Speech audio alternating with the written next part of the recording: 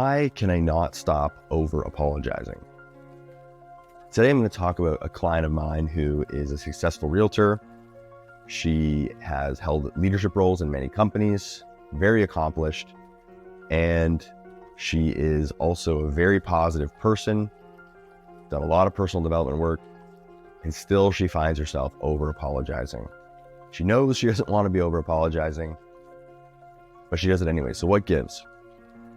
Well, especially for people who are, this is especially a challenge for people who tend to be really positive.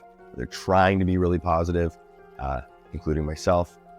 And so what happened was she was working on her Instagram with her son, and she started to get frustrated with the Instagram. It wasn't working out the way that she wanted to. She was a little bit overwhelmed.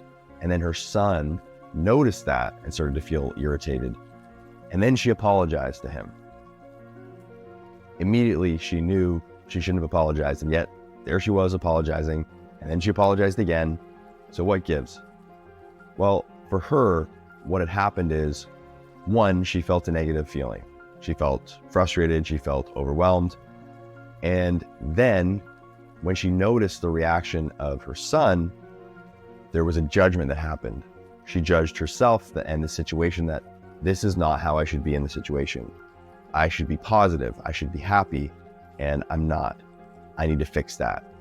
And so that judgment of self was caused by a lack of compassion for herself. And that lack of compassion for herself led to her glossing over her own emotion and not understanding her own emotion. And because of that, she wasn't able to communicate her emotion clearly to her son. And the interesting thing about that is when we don't have compassion for ourselves, we're subconsciously teaching the people around us how to treat us. And so when we don't have compassion for ourselves, we actually make it harder for people around us to have compassion. And so what would have worked great is if she was able to understand what was going on for her. I'm feeling overwhelmed, or I'm feeling really disappointed. I wanted to understand this Instagram thing, and I thought I got it, and I don't. I need some help.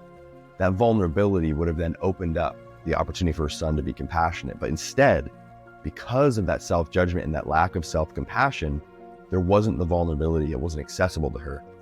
And so the irony is, her apology actually ends up irritating the person that she's with. There's some kind of subconscious feeling that the apology isn't necessary, and there's a detection that, okay, we're not going to have compassion for this person. She doesn't have compassion for herself.